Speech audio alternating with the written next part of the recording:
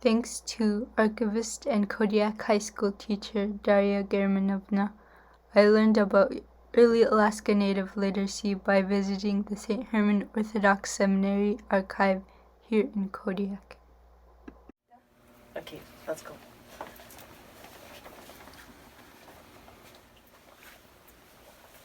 Okay, keep on going, and here I want to show you something special. This is box. It has documents from your village of Nanwalek. It is here that I want to introduce to you an Alaska history contributor, Father Veniaminov, who later was canonized as a Russian Orthodox saint, Saint Innocenty. And it has documents written by your ancestors. Would you like to see them? Yeah. Okay. He devised the first writing system for Unangan, Sukbek, Alutiiq, and Tlingit Alaska Native people. His alphabet helped to start literacy for these tribes in each of their own languages. Would you like to see some really old books? Yes. So these are, you see these books are, these books, they came 200 years ago on the first ships, and they were used in the first churches, and there were no priests, so Russians started schools so that native people could read these books themselves. And so your ancestors were among those who attended those schools. Now let's check out how good their grades were, shall we? Okay. And this is what they taught them. That was the similar subjects that were taught in a regular school in Russia. And one of them was theology, and then history, and then it was Russian grammar, and then it says like what subjects that they use. So basically this is a lesson plan for an Alaska school in the 19th century. And guess where the first school in Alaska was? Kodiak. Yes, in Kodiak. We had the first school. The first school was in Kodiak. And then the second school was in Karluk. Right, in Karluk. And then the third school was in Afognak. Right? Formal education in Alaska Native languages was possible because Innocenty established these schools and had books printed in Russian cities like St. Petersburg and Moscow. Literally on the other side of the world, then had them transported to Alaska schools. And I told you about the great teacher who created the alphabet for native languages. What was his name? Innocenty. He's also known as Innocenty Veniaminov, Ioann Veniaminov, or Saint Innocent of Alaska.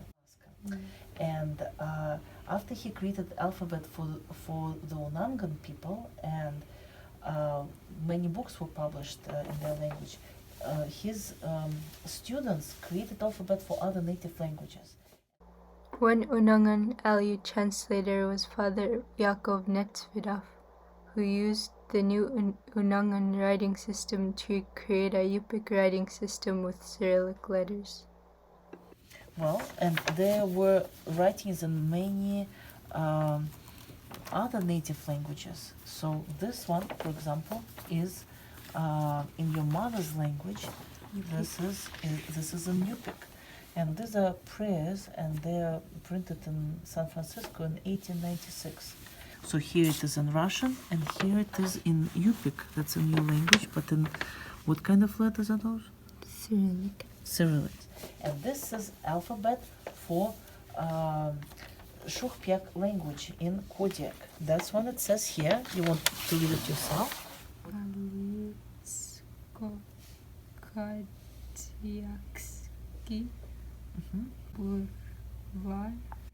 Yeah, Aleut, Kodiak, Aleut, ABC. And where is it printed?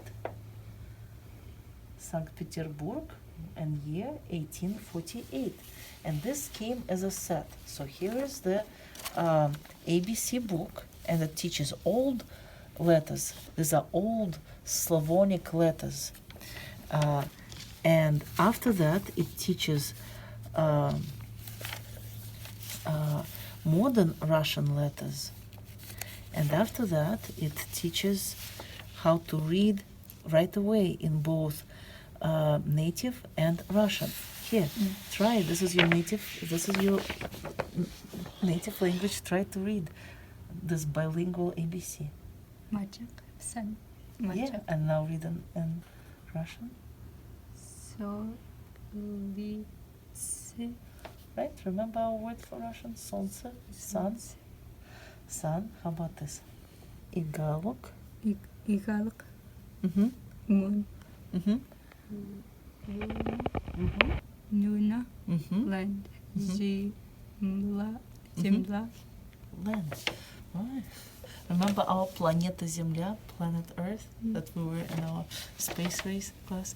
Hey, so look, they have the alphabet.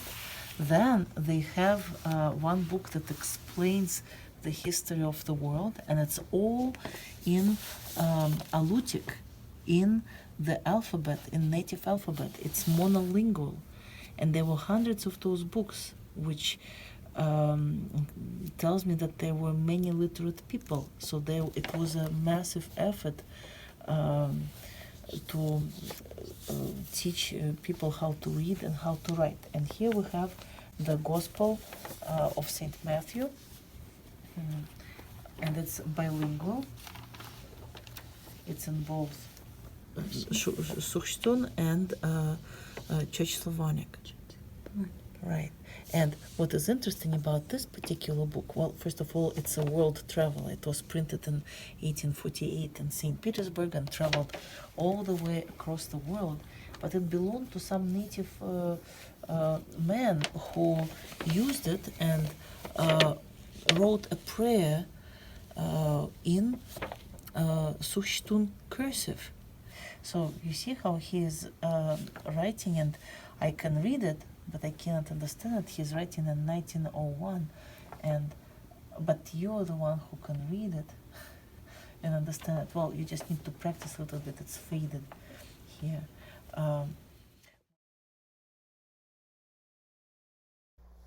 As you can see, the St. Herman Seminary archive is a very rich source of Alaska history.